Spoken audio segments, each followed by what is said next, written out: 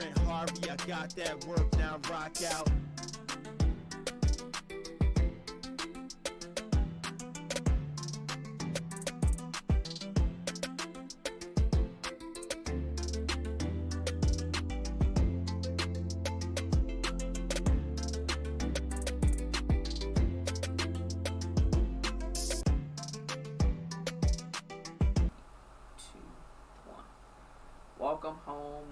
Welcome home.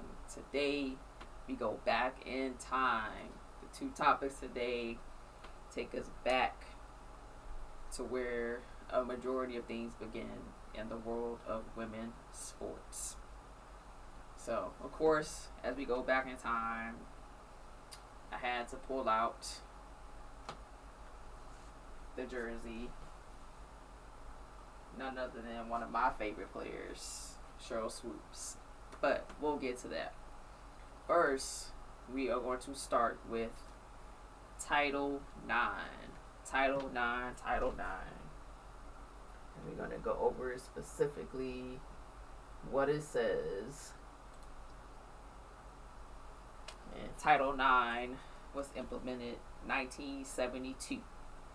And it states, no person in the United States shall, on the basis of sex, be excluded from participation in, be denied the benefits of, or be subjected to discrimination under any education program or activity receiving federal financial assistance. This is Title IX, Education Amendment of 1972. And so this was implemented across all education, across universities, high schools, just providing more fair opportunities for girls to play sports. And this was just the beginning of opportunity, resources, education, knowledge, and just getting more girls involved in sports across the board. So this was a huge marker for the increase of involvement of young girls in sports. I'm pretty sure prior to this, there were some interest, but there wasn't a lot of opportunity, a lot of spaces, or a lot of resources dedicated to girls being in sports, no matter what level, high school, college. So this was definitely a huge thing to help propel kind of getting to where we are today. So Title IX, which why the 9 is in the logo for this channel, is because of this kick-started everything to get to where we are today and kind of where we're continuing to go moving forward. So Title IX is definitely a key marker in the journey of women's sports. And again, it states, no person in the United States shall, on the basis of sex, be excluded from participation in, be denied the benefits of, or be subjected to discrimination under any education program or activity receiving federal financial assistance. Title IX Education Amendment of 1972. 1972. Alright. That's what basically the Title IX consists of. And like I said, it kind of jump-started everything for the world of women's sports across the board. It's definitely been a long journey, but that's the beginnings. The beginnings. And that was 13 years before I was born. 13 years.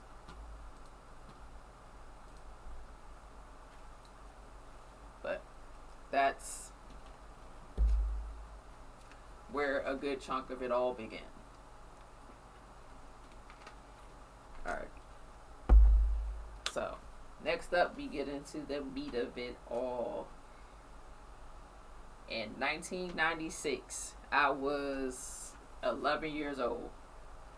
and I was already into sports, but I really didn't know of the opportunities that were available to me moving forward as a junior high school student, going into high school and beyond. And so I knew that there were ways that girls could play sports, but I didn't have that as many resources as we do now for me to find information and learn more and see more. But when that 99-6 Olympics came around, like, I was glued to my TV because I had never seen so many women athletes in one place covering a wide range of sports. So 1996 Olympics in Atlanta, I was glued to my TV that summer. And I mean watching just about every sport that had women's sports involved in it. And I watched other sports too, but I was definitely glued when it came to the women athletes because I had not seen that many in one place, such high level competition. And it was just like the most amazing thing ever. And that is definitely the year that really cemented my love for women's sports, my love for sports, and my love for the Olympics. Like, the Olympics is one of my favorite times to just watch competition outside of like the big, like the championships for the WNBA or NCAA Final Four. Like, the Olympics is like the elite of the elite. And 1996 started just my passion and love for watching it every 4 years and then keeping up with those athletes in the years in between, whether they're playing here in the U.S., whether they're playing internationally. It all came full circle, that 1996 Olympics. And we will go over all the different teams from that 96 Olympics because this is definitely another marker that kind of set up professional sports in the U.S. There were pro leagues overseas for a lot of sports, and a lot of athletes were playing overseas. But after this 96 Olympics, that's when things really started rolling as far as professional leagues in the U.S. Being visible and being on the national stage and just having access to information as well. So before we get into the 96 Olympics also kind of got me involved in college sports. Like I said, the first championship under the NCAA umbrella for women's basketball was in 1982. That's 10 years after Title IX. Now, before that, they had, their championship, but it wasn't under the NCAA umbrella. It was under the AIAW. So 1992 was the first NCAA tournament for women's basketball. I said that's 10 years after Title IX. It was 32 teams. The Final Four was Tennessee, Louisiana Tech, Cheney State, and the University of Maryland. And that 1982 Louisiana Tech won their first championship under the NCAA umbrella. And one of the crazy things that I learned was that team actually didn't get their championship rings until 2017. They won their championship in 1982, and they didn't get their rings for that until 2017. Like, I couldn't find out like why that was the case, but that's a long gap from winning to getting like some physical representation that you won that first championship under the NCAA umbrella. So, I don't know, it's weird. And then that year, Lori Bauman from Drake scored 50 in the game in the tournament. And No one has surpassed that or even gotten 50 since then, which is crazy to think, especially when you think about all the great scores that have been in the NCAA tournament since then. The closest, of course, was Sheryl Swoopes when she scored 47. But that 50 in the NCAA tournament still stands on the women's side from that 1982 first championship under the NCAA umbrella. So it's going to be interesting to see how long that stands, looking at the talent of players and players' ability to score. It's going to be interesting to see if we see that 50 again in the NCAA tournament or even higher. So I'll definitely be on the lookout for that, because I think that's an interesting stat that it happened that first year under the NCAA umbrella, and people have come close, but nobody's hit that mark or higher since. So those are just a few interesting tidbits about the NCAA and the journey from Title IX to that first NCAA tournament to now. So, and then we about to get into the different teams from the 96 Olympics and a couple high points for each of them. And we're going to start with track and field. Track and field, I was familiar with some of the athletes from 96 track and field, but not a lot of them, especially on the women's side. But Gail Davis won the gold for the 100 meters. And Gail Davis is definitely one of my favorite track and field athletes. The women's team won the 4x1. And on that team was Christy Gaines, Gail Davis, Inger Miller, and Gwen Torrance. They also won gold in the 4x400, which had Rochelle Stevens, Marcel Malone, Kim Graham, Gerald Miles, and Lynetta Wilson. And so, as far as the women track athletes, I think since the 96 Olympics, we've gotten to know a lot more names in a given year than, say, we did in 96. Like, they had it was usually like one or two that team focused on, and that was like everybody talked about them. And Gail Davis was definitely one of them. She's definitely one of my favorite track athletes. And at this point, the U.S. hadn't quite started to dominate on the Olympic side as far as track and field. There were certain events that we were thought of as being, at the top. And then there was a lot of events where we weren't at the top yet. And so, but it was really great. Track and field is always fun to watch, even at the track meets throughout the year, not just the Olympics, but track and field has always been entertaining, just especially the sprints and the relays. Like, that's usually everyone's favorite. But that is the couple from track and field from the 96 Olympics. Next, we move on to softball. Softball in the Olympics was amazing as well. And one of the big names that I knew then, which is weird because I didn't really play softball, but I knew of Lisa Fernandez, who was one of the pitchers. And after seeing the 96 Olympics, I started watching softball for NCAA. And it's funny because Oklahoma has been really good for softball for a long time. And my grandmother is actually originally from Oklahoma. And so when I learned that, like, I, of course, started to do more research and watch more games and pay more attention.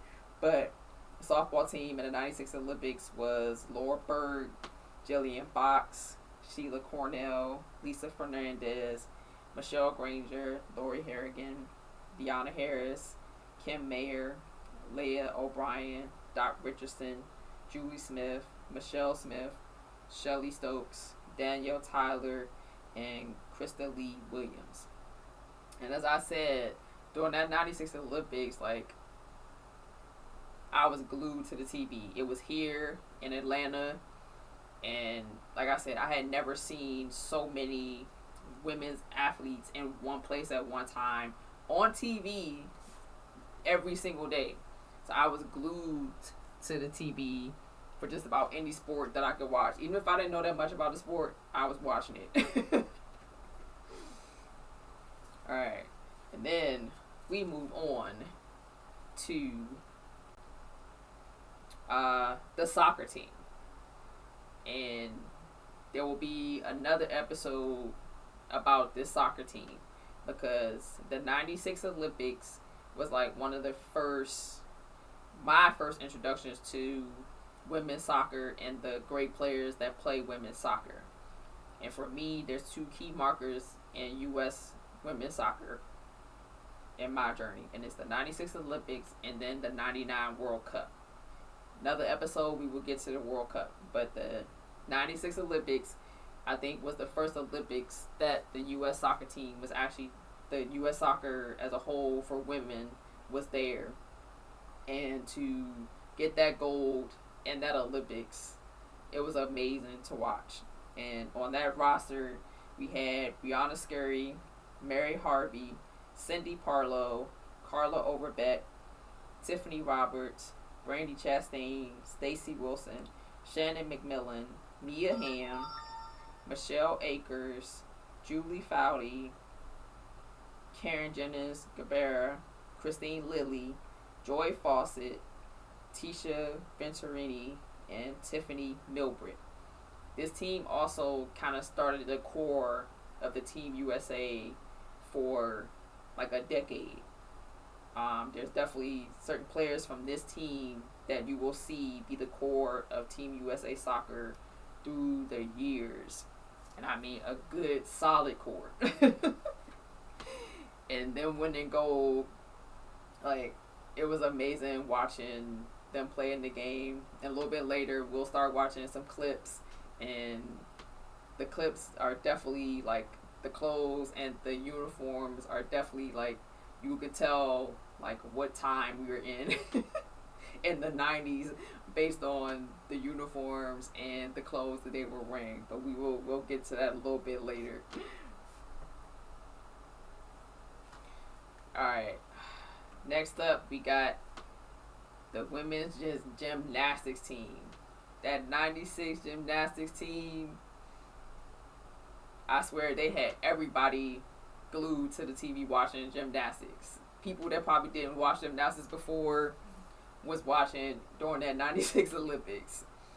And the young women that were on that team, Shannon Miller, Dominique Dawes, Dominique Marciano, Carrie Strug, Amy Cho, JC Phelps, and then Amanda Borden. And I just remember as well, this was my first time seeing a young black girl being really good at gymnastics. Like, I was never into gymnastics. I didn't know anything about gymnastics. I didn't know too many fellow black girls who did gymnastics. And I remember learning about Dominique Dawes and her being in commercials and this whole, like, representation matters. This is where it began for a lot of people, especially in my age group generation. Like, this is where it began for us being able to actually see ourselves doing something in the sport at a professional elite level and being successful and just being visible. And so watching that gymnastics team was absolutely amazing and exciting. And then, you know, the famous Carrie Strug, when she hurt herself, but she nailed that event that won us the gold, which we should probably, I'm trying to find a clip so we can watch it a little bit later. But that gymnastics team for 1996 up there as well. And last but not least, the women's basketball team. I'm rocking Sheryl Swoopes, number 7. She was definitely one of my favorites that kind of really got me into watching the games and paying more attention to the sport and everybody else that is involved. On that roster, you had Jennifer Azzi, Ruthie Bolton Holyfield, Teresa Edwards, Venus Lacey, Lisa Leslie, Rebecca Lobo, Katrina McLean, Nikki McCrae, Carla McGee, Dawn Staley, and Sheryl Swoopes. Like, there's some heavy hitters on there. Sheryl, Dawn, Lisa, Rebecca, Nikki McCrae, like, and a lot of these women went on to be the faces and the start of the women's professional league, the WNBA, here in the U.S. And this was kind of the start of the dominance of the women's basketball in the Olympics. This is essentially kind of where it began, where we were just beating everybody, and not by a little, but by a lot. And over the last 5 years, other teams for women's basketball has definitely caught up. Like, the talent has definitely caught up, and so it's not been a breeze, so to speak, like sometimes it has been. But that 96 Olympics is where the representation, the coverage, and the access began in women's sports. At least for me and my generation, being able to see that many professional women athletes playing at the highest level, all in the same space, and for days on end, seeing this high level competition, seeing what these women bring to the table, what they bring to the sport, how they represent themselves, how they carry themselves. Like, this is where it began. And so that's why I said Title IX and the 96 Olympics are two key moments in the world of women's sports, and in the journey of how different women's sports has become, and to see how it was then and to see where we are now. And you see all these jerseys on the wall for the WNBA. Like, this is where it started. And it just it's been catapulting more and more ever since then. So I'm a big believer in, when you love something, you want to cover something, you want to play something, or you want to talk about something, educating yourself on the entire journey, not just kind of where you are, but educating yourself on who was at the beginning, what their struggles were. Do we still have the same struggles? Have we gotten better? See what we can do better, and then also showing appreciation for those who were there at the beginning when they didn't have a professional league to look up to, but they still created a path for us. And so they had even less people to look to for an example than we do. Now we have a lot of examples to look to across the board. Different body types, different races, different age groups, different sports. We have a lot of different ways to see an example. Whereas back in the 80s, the 70s, like, the examples weren't plentiful. There were some, but it wasn't robust like it is now. Like, young girls right now have so many different people they can look up to for an example of how different paths have laid out, and they can see that not everybody took the same path, but whatever their path was, they took it to kind of get to where they want to get to in that sport.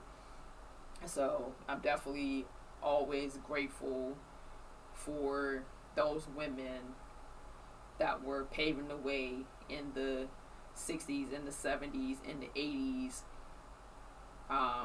with no real, true, destination, or a true path, but just knowing, they loved their sport, they wanted to play their sport, and they wanted to play it at the highest level and in the highest places.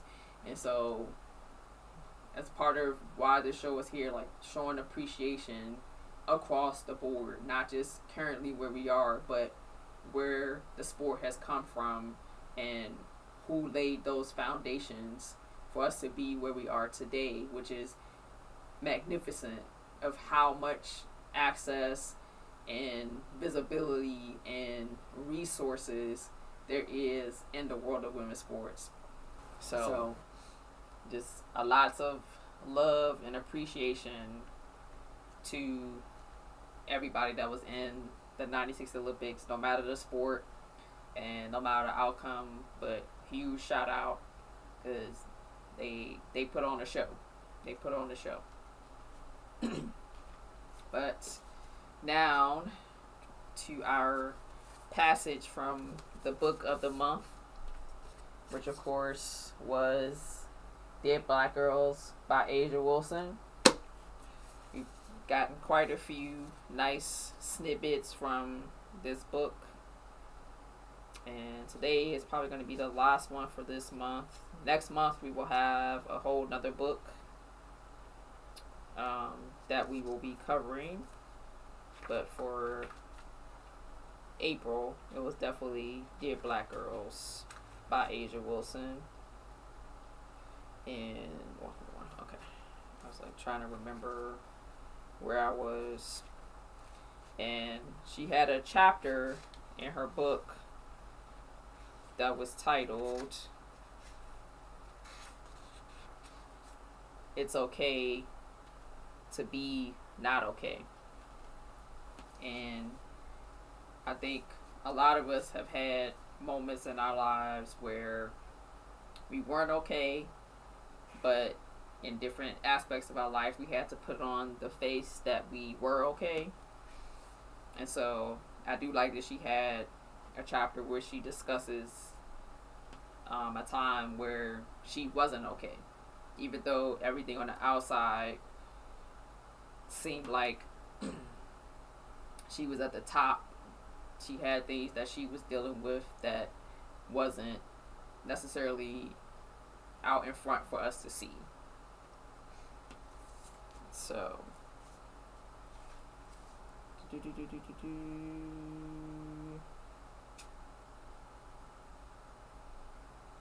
let me see. I might have to do a longer portion of this.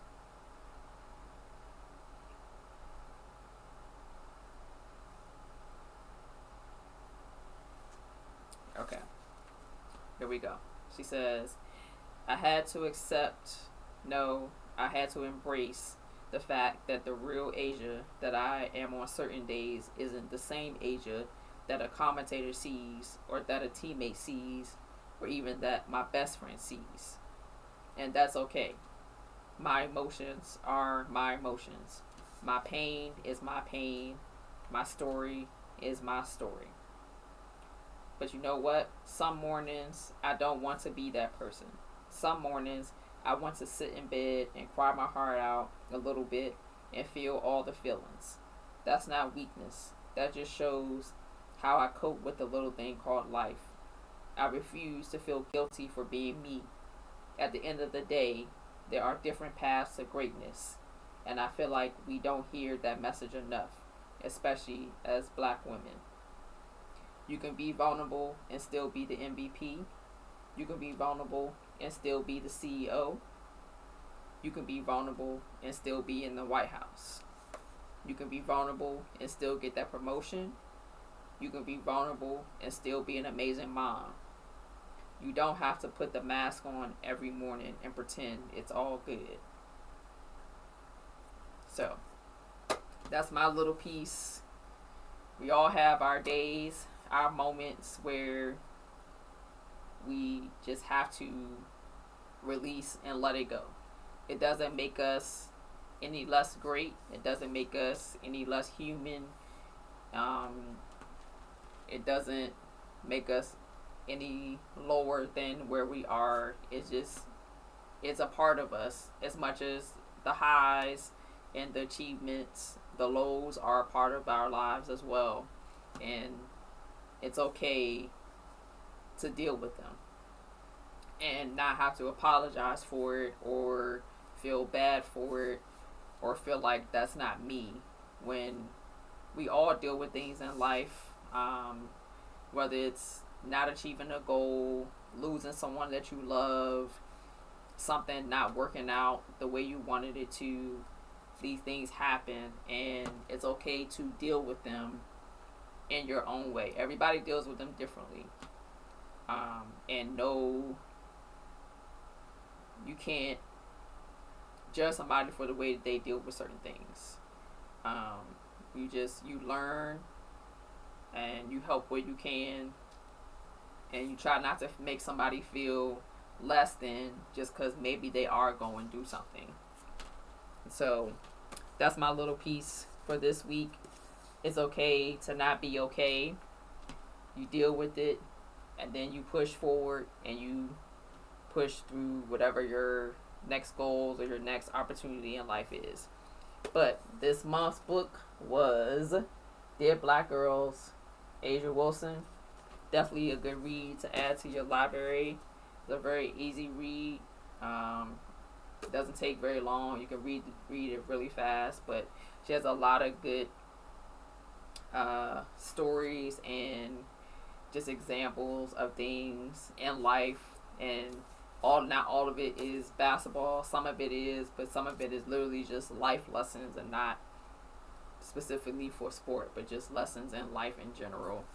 So this month's book, definitely cop it if you can. It's very good. Show some support. Pretty much you can get it anywhere you get books. So definitely add it to your library. I've read it like 6 times. And I take something different depending on where I am in my space as well. Would things stand out to me at that time, at that given moment? It's always something different. So today's episode, we covered Title IX. I'm going to put it up here again for you guys. Title IX says, no person in the United States shall, on the basis of sex, be excluded from participation in, be denied the benefits of, or be subjected to discrimination under any education program or activity receiving federal financial assistance. Title IX, and this was brought in 1972. And we went on from there, and we got to the 96 Olympics, and we talked about the softball team. They won gold. They played excellent. There's a picture of the softball team. Then we got soccer. They won gold as well. That was the first time the women's soccer was in the Olympics. So they did a great job. And then we got gymnastics. Won they gold. The Magnificent Seven, as they known as. Last but not least, got the basketball team, which started the dominance of women's basketball at the Olympic stage. That still continues to this day. And that is most of the majority of the full team photos. We also talked about track and field. Gail Davis won the gold in the 100. Both the 4x1 and the 4x4 won gold in the 96 Olympics as well. But I told you guys that Title IX and the 96 Olympics were 2 key markers in just the exposure, resources, professional leagues, and just the availability of footage of women's sports, women competing at the highest level, and us being able to witness it and cheer them on and support. So these 2 markers were key in the world of women's sports, and they're important to know as far as the history of why players are continuing to fight for certain things in the world of sports that hasn't been the norm or been readily available for as long as women's sports has been around. we always haven't had the same access to resources, the same access to finances, and just the propulsion lately of professional leagues and NCAA tournament for women's sports is just exploding. And it's great to see that, but I feel like if you are a fan of women's sports, you also need to know the history of where all that came from and the people that laid the foundation and started the fight for that, so that women today can continue that fight and continue to propel to higher stages, so that each generation is starting off in a better situation than the previous generation. So I felt like having an episode dedicated to Title IX and that 96 Olympics was important to show where some of that foundation came from. Those players, those coaches, anybody that was involved in the women's sports in those eras, like, they set the stage for us to get to the point where we are today, where there's a lot of examples for young girls these days, no matter the sport, no matter the race, different body types, different levels of just competition, and different opportunities as far as like reporting, athletic training, coaching, and doing shows and being a commentator. Those opportunities are ginormous now compared to what it was in the 70s, the 80s, and the 90s. So always showing an appreciation for the people that laid the groundwork so that we can continue to build and create more for each generation coming after us. You have to appreciate the entire journey and just not one piece of it to really get a full picture.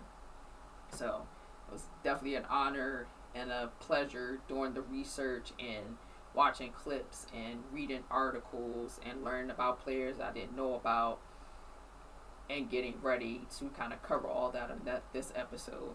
So that was today's episode. Title. Remember that the goal of this show is to educate, appreciate, support, and promote women's sports.